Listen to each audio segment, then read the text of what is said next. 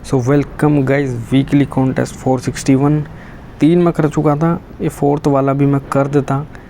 बात ये हुई थी मैं इसमें डीपी लगाने लग गया था और फिर मैं नहीं कर पाया। ऑल्दो बाद में मैंने ये कर दिया। इसमें तुम देखोगे पहले टीएल आ गया, वो इसलिए आया था क्योंकि मैंने इसमें कोई भी कंसोल लॉग स्टेटमेंट हटाई नहीं थी। ये जैसे स्टैंडर्ड आउटपुट देख रहे हो ना, ये मैंने स्टेटमेंट नहीं हटाई थी, मैं चेक कर रहा था बस, बाकी तो ये हो गया था तुरंत। तो चलो एक बारी क्वेश्चन देख लें।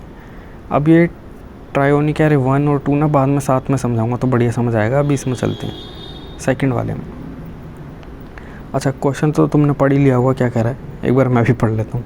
तो you are given an integer array weight of length and representing the weight of an parcel in straight line shipment is defined as continuous sub array of parcel shipments consider balance the weight of the last parcel is strictly less than the maximum weight among all parcels in the shipment. तो भाई सच्ची बताऊँ ना, ये एकदम फालतू question है। फालतू इन द सेंस कि मीडियम कहाँ से रख दिया भाई, ये तो इजी क्वेश्चन है एकदम। क्या कह रहा है कि शिपमेंट के जो पार्सल है ना वो ऐसे लाइन में लगे हुए हैं। अब वो एक पार्सल को हम बैलेंस तब बोलते हैं जब इसका जो लास्ट एलिमेंट है, लास्ट एलिमेंट बोला है ना, हाँ, जो लास्ट पार्सल है वो स्ट्रिक्टली लेस देन होना चाहिए मैक्सिमम वेट के। तो इसके अंदर लेट से कोई मैक्सिमम वेट है हमारा mx इस रेंज के अंदर, और हमारा जो लास्ट एलिमेंट है ना, तो सिंपल कंडीशन चेक करनी है, हमारा last parcel strictly less then होना चाहिए mx, बस ये चेक करना है इसमें। ये देखो, the last parcel is strictly less than the maximum weight among on the parcel in the shipment. और ऐसे non overlapping no contiguous balance shipment such that each parcel appear in at most one shipment. Return करने maximum कितने possible number of balance shipment हो सकते हैं इसमें। तो भाई इसमें कुछ नहीं करना तुम्हें, यही कंडीशन सिर्फ तुम्हें चेक करनी है वैलिड हो रही है या नहीं। अगर वैलिड हो रही है तो तुम इसको एक पार्सल बना सकते हो, क्योंकि जितना छोटा पार्सल बनाओगे इतनी पॉसिबिलिटी है ना बचे हुए एरे में उतने ज़्यादा नंबर ऑफ पार्सल और बन सकते हैं। तो इसलिए जैसी वैलिड हो गई उठा लो भाई। ऐसी करा है ना क्वेश्चन में, तो ये बोला ना उठा सकते हैं if the weight of the last part, हाँ, तो बस ये करते उठा लो, बोला है। अब क्या होगा अगर लेट से एलिमेंट 5 है, 5 खुद ही लास्ट है, मैक्सिमम भी खुद ही है, तो ये कंडीशन फॉल्स हो जाएगी, सिंगल एलिमेंट कभी नहीं होगा। लेट से 3 आ गया, इसमें क्या है, लास्ट हमारा 3 है, मैक्सिमम 5 है, तो कंडीशन वैलिड हो गई। तो इसको एक पार्सल बना दो अलग, बाकी एरे जो बचा हुआ है उसमें फिर चेक कर लो। अब इसमें डीपी वीपी नहीं लगानी, सिंपल यही चेक करना है हमें। इसको 2 पॉइंटर से भी कर सकते हो, मैंने तो शायद 2 पॉइंटर से ही करा था। सिंपल क्या चेक करा है कि करंट जो है हमारा वो क्या है, हमारा लास्ट ही तो है, लास्ट आइटम। तो यहाँ पे और एक तो ये मैनेज करा मैंने, मैनेज क्या करा, तो चलते चलते हो रहा था। एक मैंने मैक्स आइटम मैनेज करा। तो जब भी ये कंडीशन मेरी वैलिड हो गई कि जो हमारा करंट है वो लेस देन है मैक्स एलिमेंट के, तो मैंने कहा ये पार्सल बन सकता है, आंसर बढ़ा लो। तो इसको सॉल्यूशन से दिखा देता हूँ। सिंपल ही सॉल्यूशन है यार, इसमें तो कुछ ही नहीं है।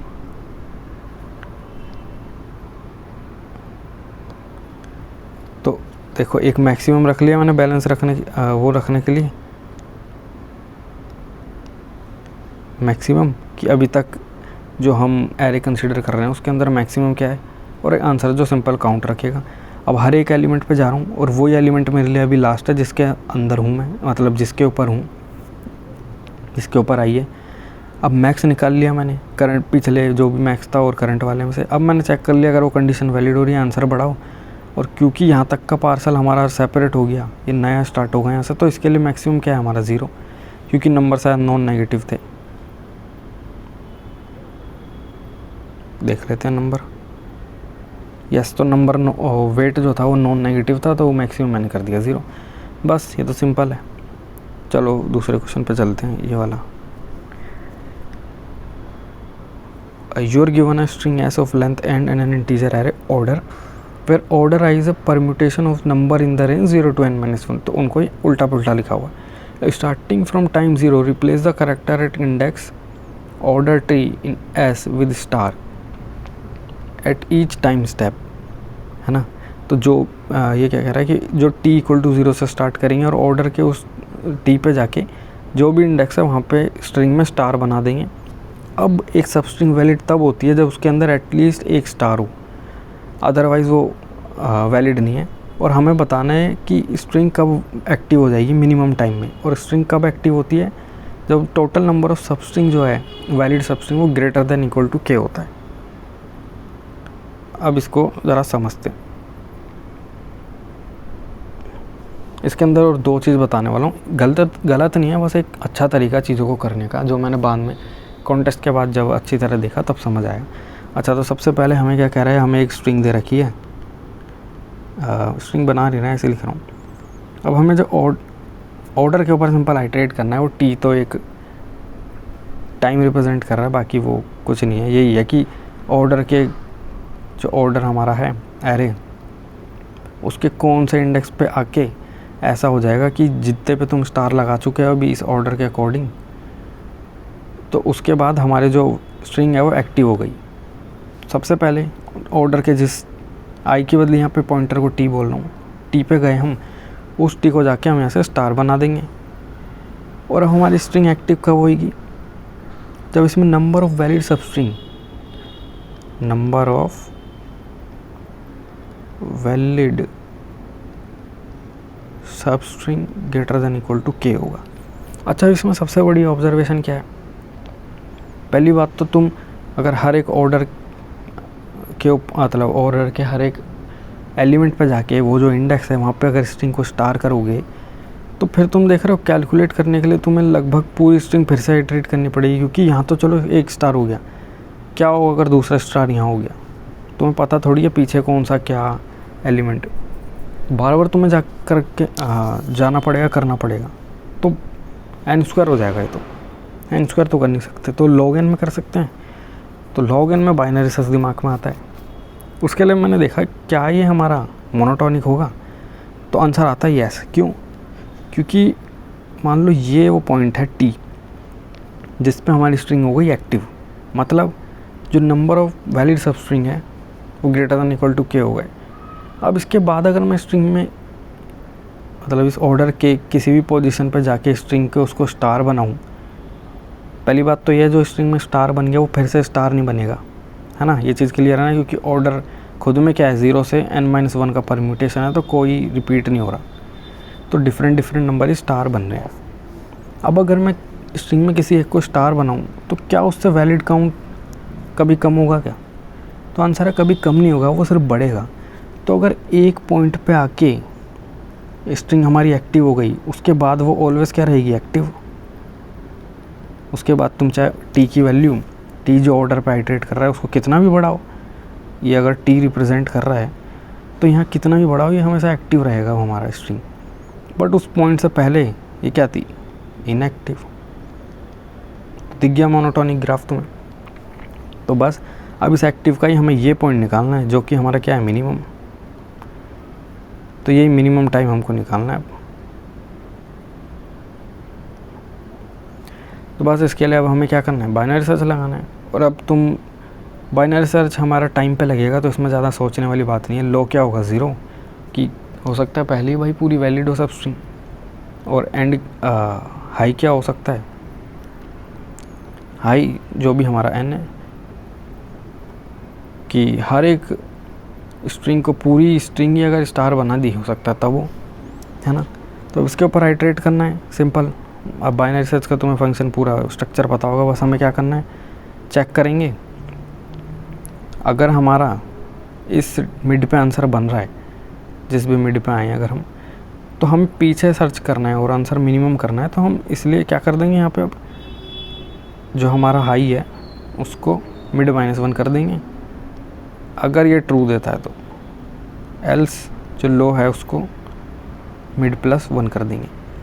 अच्छा, ये तो ठीक है, लेकिन अब ये चेक फंक्शन कैसे लिखेंगे बाइनरी सर्च में? तो चेक फंक्शन लिखने के लिए हमें स्ट्रिंग में हर एक स्टार लगने के बाद, या हर एक नहीं मतलब जितने भी स्टार है उससे काउंट निकालना है वैलिड सब स्ट्रिंग का।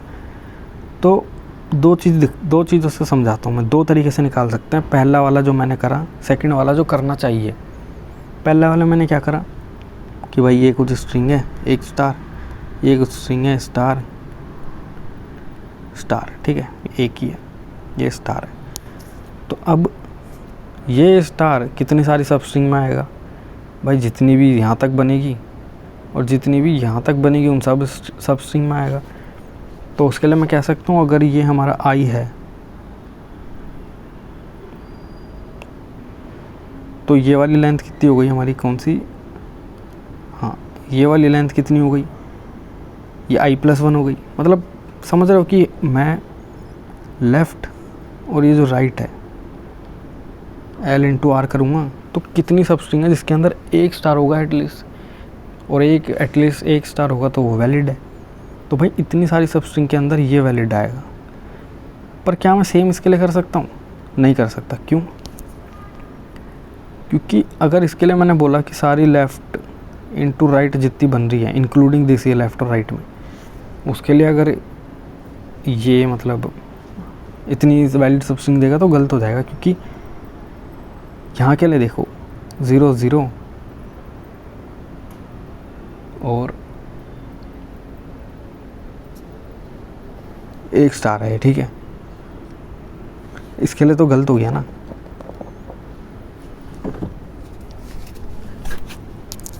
कैसे गलत हो गया अब मैं बताता हूँ, एक सेकंड।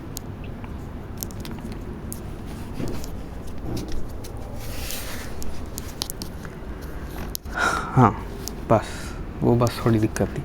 अच्छा, इसके लिए गलत कैसे हो गया? इसके लिए देखो, क्योंकि ये हो गया 0 0 स्टार, ये भी नहीं, ऐसे ही ले लो तुम, स्टार हो गया 0 0, बाकी आगे जो भी बन रहा हो। तो ये सब स्ट्रिंग तो खुद इस वाले स्टार ने भी बना दी ना, तो ये तो डबल ट्रिपल काउंट हो जाएगा। तो हमें कैसे निकालनी पड़ेगी सब स्ट्रिंग कि अगर कोई स्टार आ रहा है वो क्या करेगा, पीछे सारा अपना इनटू आगे सारा अपना, ऐसे कर रहे हैं तो गलत हो जा रहा है। तो हमें समहाउ जो सेकंड स्टार है ना उसके लिए पीछे वाले को चेक करने की ज़रूरत नहीं है। पीछे वाले को कब तक चेक करने की ज़रूरत नहीं, जब तक कोई एक स्टार नहीं आता। तो हम बेसिकली क्या करेंगे, हर कोई ऐसे लेफ़्ट और राइट निकालेगा अपना, बट जब वो लेफ़्ट निकालेगा तो वो एक स्टार देखते ही रुक जाएगा, उसके आगे लेफ़्ट नहीं करेगा, राइट तो एंड तक कर देगा। तो सेम सेकंड स्टार भी क्या करेगा, अपना लेफ़्ट यहाँ तक रखेगा, राइट एंड तक, ये भी रखेगा लेफ़्ट यहाँ तक, राइट एंड तक। लेकिन इससे बढ़िया तरीका क्या हो सकता है, जब भी हमें बोला हो कि यार एटलीस्ट 1 ये सब जब दिया हो, तो इसमें क्या करो, अपोजिट कंडीशन सोचो। हम क्या बोल रहे थे, हम वो काउंट निकाल रहे थे जिसके अंदर एटलीस्ट 1 स्टार हो। तो ये कॉम्प्लेक्स क्यों हो जाती है, क्यों चीज़, कि at least 1 star, 2 star, 3 star, 4 star हमें सब चेक करने पड़ रहे हैं। हम उल्टा करते हैं ना, उल्टी कंडीशन क्या है, वो सब स्ट्रिंग जिसके अंदर 0 स्टार है, ये उल्टी कंडीशन हो गई ना। क्योंकि हम अभी सारे चेक कर रहे हैं, 1 हो, 2 हो, 3 हो, कितने भी स्टार हो, बट एटलीस्ट स्टार हो। और अब दूसरी अपोजिट कंडीशन क्या है कि भाई स्टार हो ही ना। तो हमारा आंसर कैसे निकल जाएगा, टोटल सब स्ट्रिंग जो भी बन सकती है माइनस वो सब स्ट्रिंग जिसमें 0 स्टार है। काफ़ी सिंपल है तो। और 0 से स्टार निकालने वो सब स्ट्रिंग जिसमें एक भी स्टार नहीं निकालने का और तरीका आसान है भाई, जो भी स्टार है उनके बीच में जितनी भी ये लेंथ है वो हमें बता देगी कितनी सारी सब स्ट्रिंग है।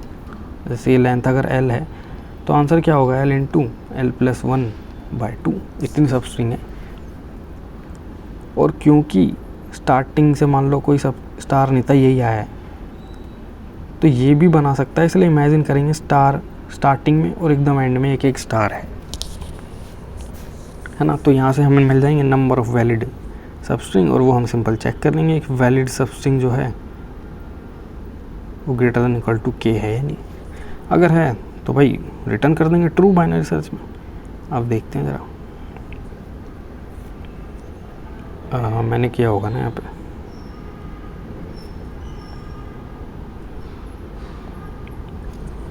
ये मैंने कमेंट कर दिया क्योंकि पता नहीं मैं क्या गलती कर रहा था, चेक करा तो कुछ और ही गलती थी। ओके, सो सबसे पहले बाइनरी सर्च देख लेते हैं। तो यहाँ पे मैंने लॉन्ग ले लिया था क्योंकि शायद यहाँ पे प्रोडक्ट या फिर सेफ के लिए ले लिया होगा, क्योंकि L+ हाई, वो मैंने क्या सोचा था कि सब स्ट्रिंग का काउंट है हाई, लेकिन वो नहीं था। चलो छोड़ो, कुछ भी है। तो लो हाई ले लिया, आंसर ले लिया -1, ऑल दो हाँ आंसर -1 लेना, ठीक है। तो अब लो हाई जब तक होगा मिड कैलकुलेट करा, चेक करा फंक्शन में, अगर ट्रू आती है तो हम पीछे सर्च मारेंगे, तो हाई क्या हो गया मिड -1, अदर लो हो गया हाई मिड +1। बाइनरी सर्च देखते हैं। बाइनरी सर्च में क्या हो रहा है, जिस मिड पे बोला, मतलब मिड मतलब क्या है यहाँ पे टाइम, तो उतने टाइम तक हमारी स्ट्रिंग एक्टिव हो जाएगी। तो उतने टाइम तक जितना भी हमें ऑर्डर में वैल्यू दिया उन सब पोजीशन पे स्ट्रिंग को क्या करना पड़ेगा, स्टार कर दिया स्टार। फिर यहाँ पे मैंने 2 चीज़ रखी, ये मैं पहला तरीका बता रहा हूँ जिससे मैंने करा जो कि अच्छा नहीं है। तो 2 चीज़ रखी, लास्ट मतलब लास्ट यहाँ पे है कि जहाँ से हम स्टार्ट कर सकते हैं अपना लेफ़्ट, जो मैंने उसमें लेफ़्ट बताया था ना, ये पॉइंट है हमारा लास्ट। और फिर है काउंट कितनी बनी। तो अब अगर हमारा स्टार आता है तो मैंने क्या बोला कि आई पे जहाँ पर है, और मैं यही दिखाता हूँ, अगर लेट से ये मेरा आई पे आया है तो इस साइड का क्या होगा, n-i है ना, ये तो n-i हो गया, इस साइड का ये पूरा r निकल गया। और इस साइड का l कैसे निकलेगा, ये हमारा क्योंकि लास्ट है, तो i- अगर मैं लास्ट कर दूँ, लास्ट होगा ये, सॉरी लास्ट जिस पे स्टार है, तो i- लास्ट कर दूँ तो ये पूरा निकल जाएगा इस तक। तो बस इन दोनों का फिर मैंने प्रोडक्ट कर दिया और फिर उसको काउंट में रख लिया। काउंट हमारा लॉन्ग होगा, हाँ, क्योंकि प्रोडक्ट काफ़ी सारा हो सकता है। और फिर जो ये स्टार था इसको मैंने लास्ट बना दिया। और अगर हमारा ये count greater than equal to क्या हो जाता है तो ट्रू रिटर्न हो जाएगा। बस इस वाले में यही था। अब आते हैं जी असली वाले ट्रायोनिक एरे में। ये वाला तो भाई तुम वैसे तो कर ही दोगे, लोग पता नहीं क्यों कह रहे थे इसको ON में करके देखो। ON में तो किया है ये सब ने।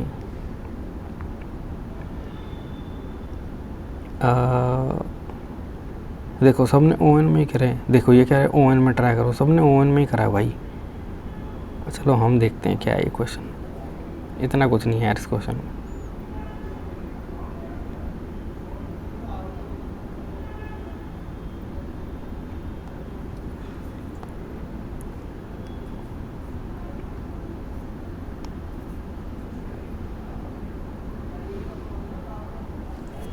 चलो भाई ये तो इजी क्वेश्चन है, पर मैं इसलिए ले रहा हूँ कि ठीक है, मतलब जो आइडिया है।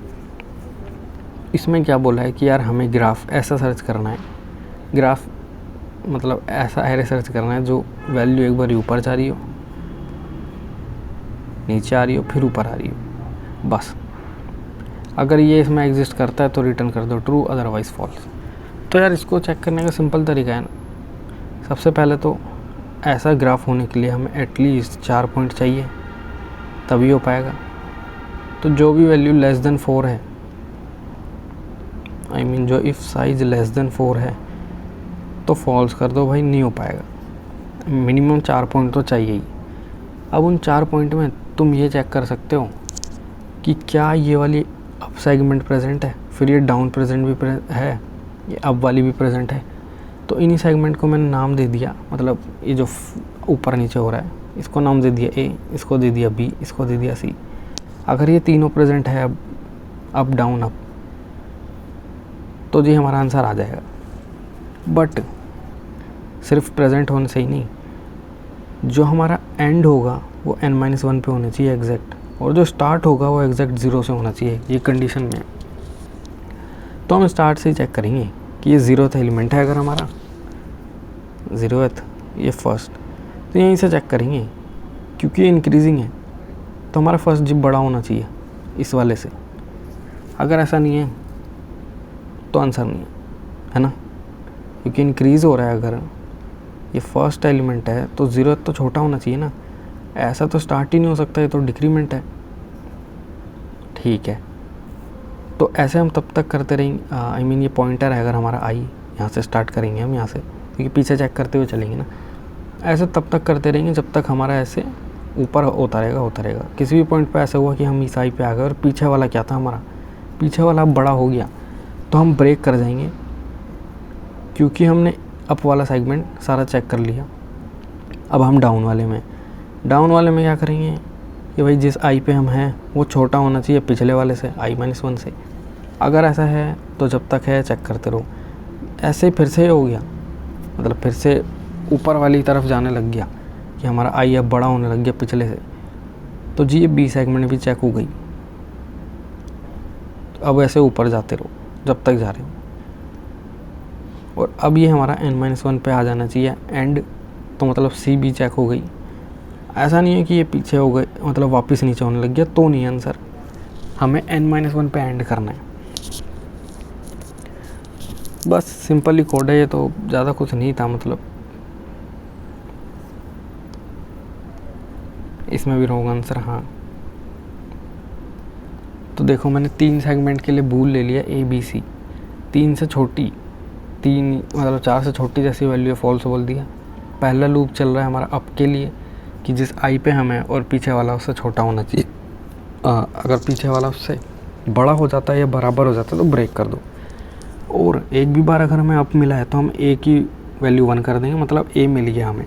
सेम बी के लिए, सेम सी के लिए। आखिरी में क्या बोलूँगा, अगर हमारा आई एंड में पहुंच गया और ए बी सी प्रेजेंट है तो ही आंसर ट्रू है, अदरवाइज नहीं। बस ये तो सिंपल सा था। चलो यार ये टाइमर क्यों स्टार्ट होता है अपना। ठीक है, अब ज़रा देखते हैं असली को, 4th वाला। ट्रायोनिक 1 तो सिंपल था, ट्रायोनिक 2 करते हैं। ऑल्दो ये मैंने सॉल्व कर दिया, बट इसको हमें डीपी से ही करना चाहिए सच्ची बताऊँ तो, क्योंकि डीपी से तुम्हें खुद पता लग जाएगा। मैं एक आइडिया देता हूँ तुम्हें। इसमें क्या बोला है हमें, इसमें हमें बोला है कि हाँ ऊपर जाए नीचे जाए फिर ऊपर जाए, बस ट्रायोनिक।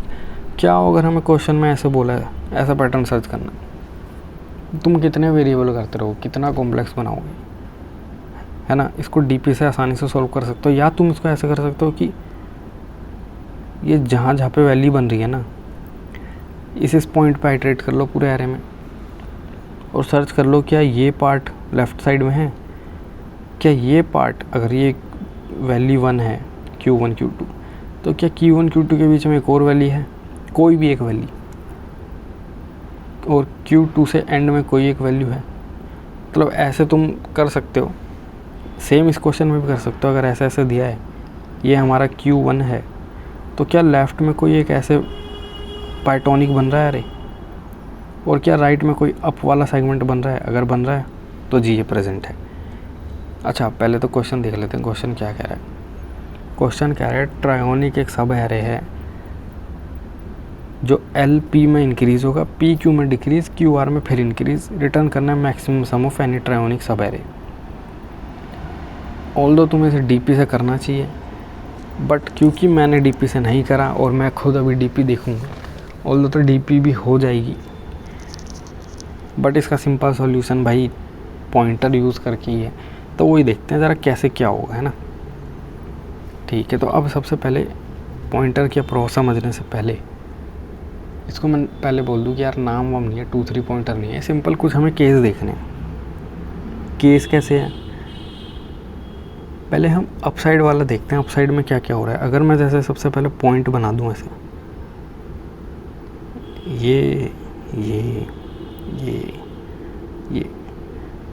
ये मेरे को भी ढंग से चमका नहीं था, एक मैंने सॉल्यूशन पढ़ा तो मेरे को समझ आ गया और फिर हो गया है। तो इसको कुछ भी नाम दे सकते हो, पर जो मैंने नाम कोड में दिया है वही दे रहा हूँ ताकि सेम रहे। एल आर लेफ़्ट राइट, और ये ऊपर है पी, नीचे क्यू। ये पॉइंट अगर हमने दिए हैं नाम, इनके हिसाब से समझेंगे। और यहाँ पे भी सेम चीज़ है, वैल्यू लेस देन 4 हुई तो आंसर नॉट पॉसिबल, है ना। अब देखते हैं किस केस में क्या होगा। अगर लेट से हम ऊपर जा रहे हैं, तो यहाँ पे हम चेक कर रहे हैं अगर हम अप जा रहे हैं। अगर हम अप जा रहे हैं तो क्या क्या हो सकता है, हम स्टार्टिंग वाले, ये फर्स्ट है, फर्स्ट में ए, बी ये है, सी है, हम ए वाले पे हैं, मतलब जो हम अप जिस वाले अप पे जा रहे हैं वो ए है। हमें भी पता नहीं ए है, लेकिन मैं अज्यूम करके चल रहा हूँ ए है, और उस हिसाब से हम देखते हैं क्या क्या चीज़ होएगी।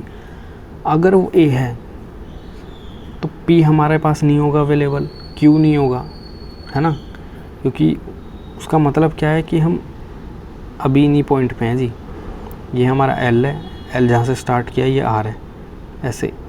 तो हम पे ना तो पी है ना तो क्यू है। तो बोल सकते हैं कि अगर हमारे पास पी नहीं है, क्यू भी नहीं है, एंड आर क्योंकि एल से सिर्फ एक ज़्यादा है, तो मैं बोल सकता हूँ आर हम यहाँ पे एज्यूम करके चलेंगे, लेकिन मतलब ये r+1 है, आर हमारा एक्चुअली में यही होगा, हमें अभी आगे नहीं बढ़ाया।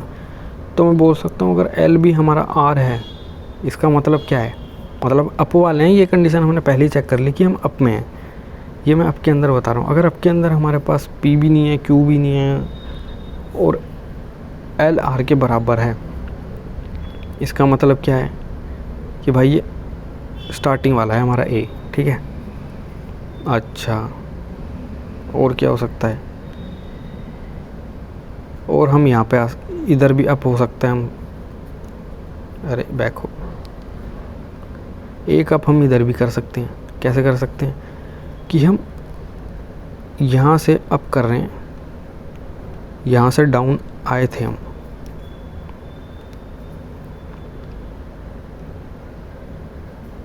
यार ढंग से दिखने वाला पेन कहाँ है,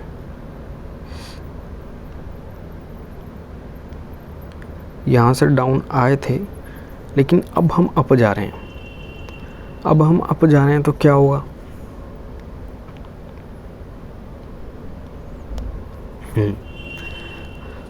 ओके। तो अगर हम अब अप जा रहे हैं तो इस केस में क्या कंडीशन होगी हमारे पास, इस केस में ये होगा कि एल तो हमारा सेट है, पी भी सेट है, अब हमें क्यू सेट करना पड़ेगा, क्योंकि ये हमारा इस टाइम पे क्या है, इस टाइम पे ये आर है, ये वाला r+1 है। तो हमने देखा कि अगर हम अप जा रहे हैं एंड एल आर नहीं है, ठीक है, एंड पी हमारे पास है, पी हमारे पास है मतलब p-1 नहीं है, नहीं है -1 मतलब नहीं है, एल आर नहीं है, पी भी हमारे पास है। तो इसका मतलब अब जो ये अप है हमारा, ये हमें क्यू पॉइंट दे रहा है, तो हम बोल देंगे क्यू क्या है हमारा, आर। क्यू मिल गया हमें, बहुत बढ़िया। तो अप वाले सारे कंडीशन हो गई, लेकिन हमें बोला है हमें मैक्सिमम करना है सम। तो अब समझना ढंग से क्या होगा, अगर हमें मैक्सिमम करना है सम, तो ऐसा हो सकता है, इसको मैं थोड़ा जूम आउट कर रहा हूँ, ऐसा हो सकता है कि ये वैल्यू माइनस हो, पॉइंट्स है यहाँ पे कुछ, ठीक है, माइनस माइनस माइनस माइनस कुछ भी हो सकता है, लेकिन क्योंकि ये वैल्यू इंक्रीज़ कर रही है, हमें पता है कि ऊपर जाएंगे तो वैल्यू बेटर मिलती रहेगी। बट क्योंकि नीचे नेगेटिव है, तो नेगेटिव हम ले ही क्यों, हमें तो मैक्सिमम सम चाहिए ना, नेगेटिव लेके के मैक्सिमम थोड़ी बनता है। तो अगर ये पॉइंट P है, तो मैं बोल सकता हूँ एज सून एज मेरे को यहाँ पे कोई एक Q मिल गया, और सेकंड पॉइंट भी यहाँ पे मिल ही चुका है, क्योंकि तभी हमने कंपेयर करा है और हमें पता लगा हम अप जा रहे हैं। मतलब एक पॉसिबल तो हमारा बन चुका है ये ट्रायोनिक, क्योंकि ये पॉसिबल बन गया, और एज सून एज ये पॉसिबल बना है उसी टाइम हमें पता लग गया। तो हम बोल सकते हैं मैक्सिमाइज़ करने के लिए यहाँ के माइनस वाले पॉइंट में हटा देता हूँ, क्यों लूँ मैं ही नहीं। तो वही अब हम करेंगे, हम एल जो है उसको आगे बढ़ाते रहेंगे जब तक ये वैल्यू नेगेटिव है, क्योंकि माइनस लेके कोई फ़ायदा नहीं है, प्लस है तो लो, ज़ीरो है तो भी ले लो, कोई दिक्कत नहीं। और तब तक ले सकते हैं, ऐसे नहीं लेते जा रहे हैं पी के आगे चले गए, मिनिमम इस पॉइंट तक ले सकते हैं एल, क्योंकि इसके आगे ले लिया तो एल पी सेम हो जाएगा, ट्रायोनिक प्रॉपर्टी ख़त्म। तो यहाँ पे हम वाइल लूप चलाएंगे जब तक एल इज़ नेगेटिव और L is less than p-1, तब तक हम एल को बढ़ाते रहेंगे। तो दो केस पता लग गए, जब हम ऊपर जाएंगे तो हो सकता है हम एल सेट कर रहे हैं, और हो सकता है हम आर सेट कर रहे हैं, आई मीन ये क्यू सेट कर रहे हैं। जो भी सेट कर रहे हैं उसके अकॉर्डिंग दोनों कंडीशन हो गई, ये पहला एल सेट कर रहे हैं, इसमें हम आर सेट कर रहे हैं, यार क्यू सेट कर रहे हैं, तो ठीक है, अप वाला हो गया। सेकंड देखते हैं क्या हो अगर हम डाउन है, और ये कंडीशन हमने पहले ही चेक कर ली, इसकी कंडीशन बाद में लिख दें, लेकिन अभी हमने पहले ही लिख दी, चेक कर ली। अब अगर हमारा ऐसे है, ये मैं अज्यूम कर रहा हूँ। ट्रायोनिक हमारा कितना है, ट्रायोनिक तो सिर्फ इतना है, ये जो रेड से दिखा रहा हूँ, ट्रायोनिक रेड वाला है ट्रायोनिक। ये येलो से क्या है फिर, येलो से तो ये है जो हमारा डाउन में पॉसिबल है, कब कब हमें डाउन मिल सकता है, क्योंकि इस वाले क्वेश्चन में 0 से इंक्रीज़ हो ये गिवन नहीं है, मतलब ये कोई वो नहीं है फिक्स।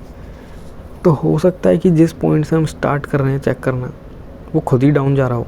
तो ये क्या हो गया हमारा, ए केस हो गया, ये बी है, ये सी है, ए केस हो गया।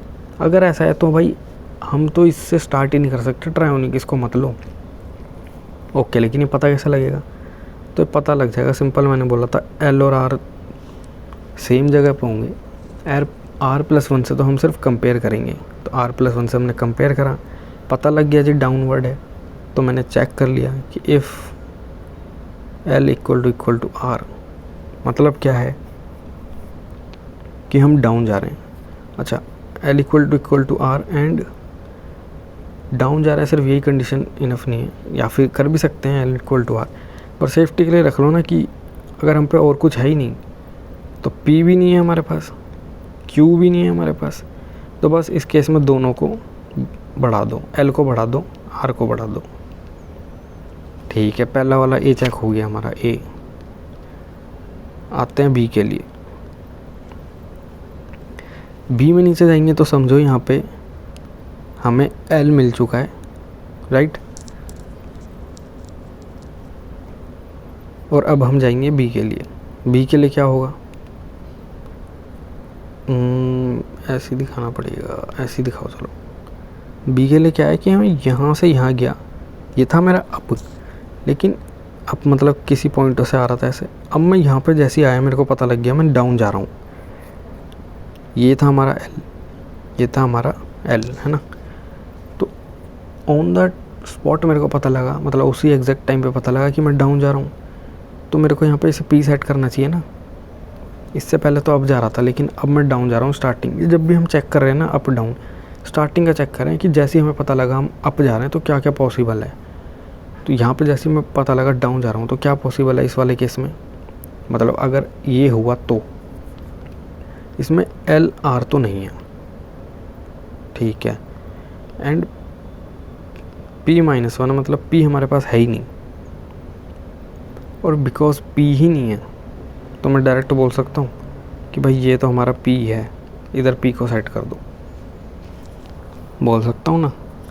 ठीक है, तो सेकंड कंडीशन ये हो गई। अब थर्ड डाउन ये वाला हो सकता है, आखिरी वाला। अब आखिरी वाले डाउन में क्या होगा, यहाँ पे देखते हैं, ये B हो गया हमारा, C देखते हैं, C में क्या होगा, ऐसे ऐसे ऐसे, और मैं बोल रहा हूँ थर्ड ये वाला है, जो कि हमें कंसीडर करना भी चाहिए। अगर तुम देखो तो कि L P Q R ट्रायोनिक तो हमारा बन गया, फिर हम इससे क्यों हमें दिक्कत हो रही है, इससे दिक्कत नहीं, इससे क्या होगा कि जैसे ही हमें पता लगा हम पे एक और डाउन आ रहा है, तो फिर ये तो नया ट्रायोनिक बनने लग गया ना। तो उस केस में हम क्या बोलेंगे कि भाई अब ये L नहीं है हमारा, अब ये L है, अब ये R जो है ना, मतलब P ये नहीं है, अब ये P है हमारा, और Q अब हमारे पास है ही नहीं। थर्ड ये बता रहा है क्योंकि अब ये वाला पॉसिबल नेक्स्ट सब ट्रायोनिक हो सकता है। तो इसमें सिंपल है, अगर हमारे पास L R के इक्वल नहीं है, मतलब L और R अलग है। L और अलग का मतलब क्या है कि L और R कहीं पर तो है जी, अलग अलग है, बीच में P Q है या नहीं वो बाद में चेक कर रहे हैं, एंड P भी -1 नहीं है, एंड Q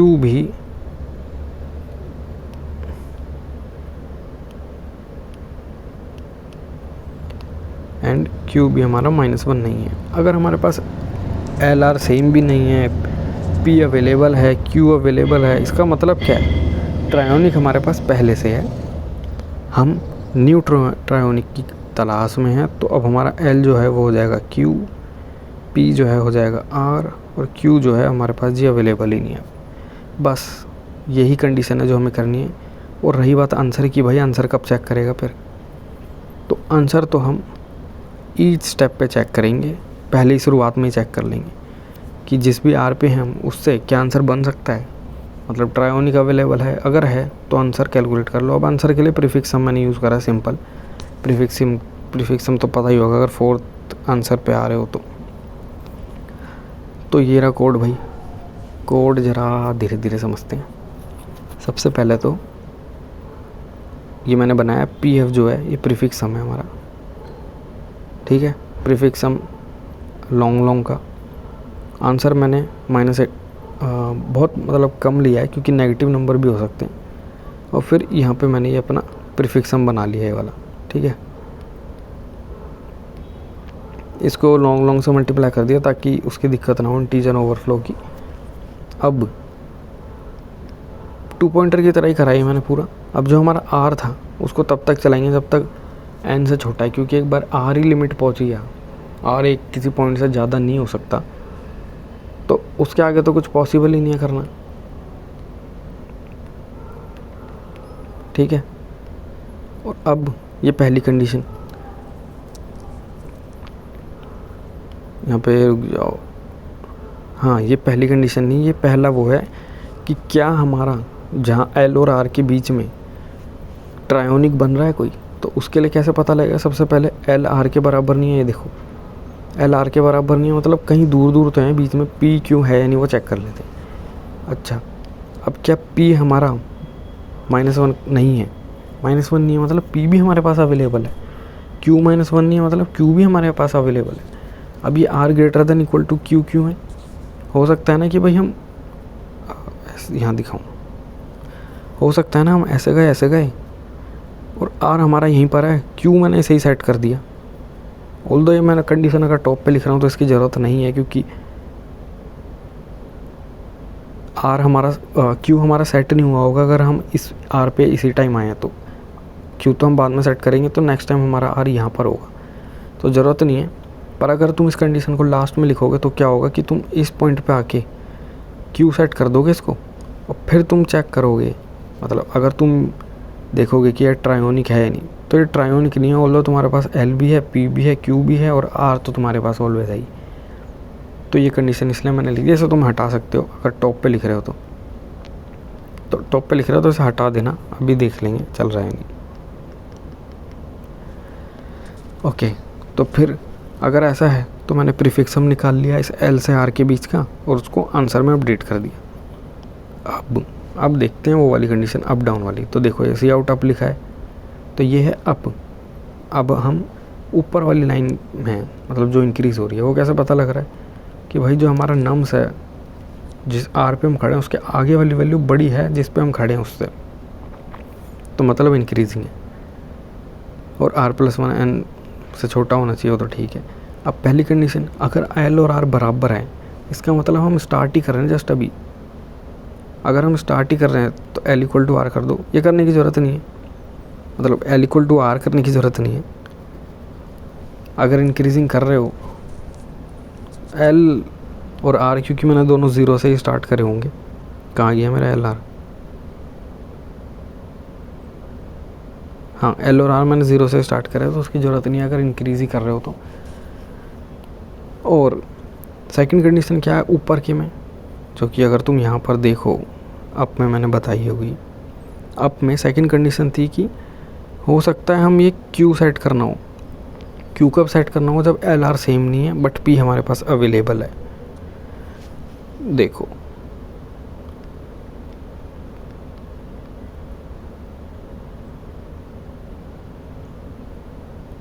हाँ, क्यू सेट करना है तो p -1 नहीं है मतलब p अवेलेबल है, और q जो है वो हमारा -1 है मतलब q अवेलेबल नहीं है। इसमें एल आर को चेक करने की ज़रूरत नहीं है क्योंकि वो अलग ही होंगे तभी ये ऊपर जा रहा है ऐसे, और p हमारे पास तभी अवेलेबल है जब l और r दूर है।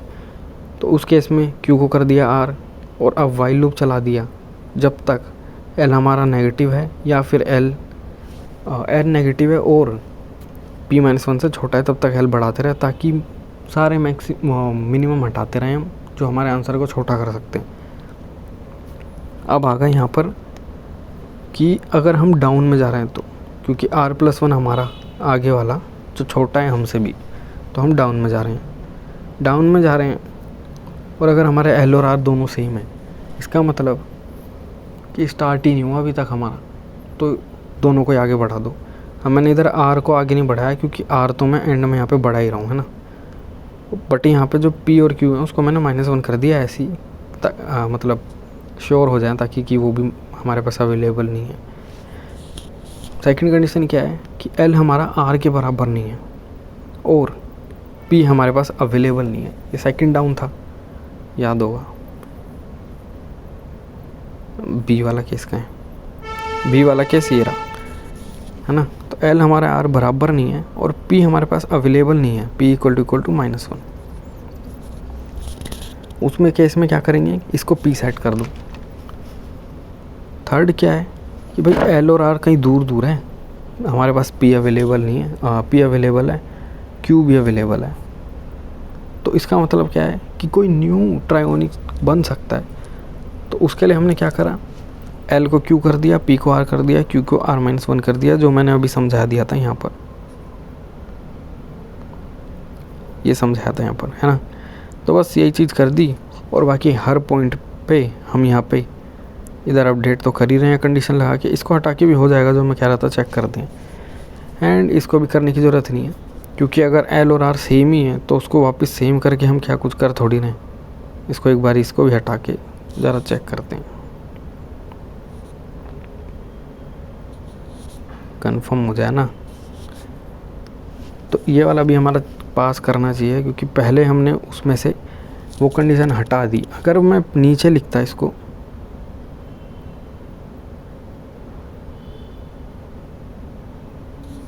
एक सेकेंड, अगर मैं उसको नीचे लिखता इस वाले चेक को, तो मेरे को वो कंडीशन लगानी पड़ती क्योंकि मैं अपडेट कर लेता। और एक कंडीशन बाहर भी लगाई जो कि तुम समझ गए होंगे, क्योंकि आखिरी वाले को चेक करने के लिए ये सेम कंडीशन मैंने बाहर लगा दी और बाकी आंसर चेक कर दिया। अब ज़रा से चला लेते हैं।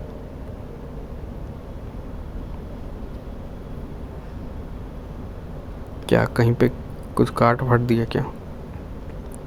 ओ, तो वो इफ हटाया ना हमने, इसके लिए यहाँ पे सिर्फ इफ लगा देते हैं।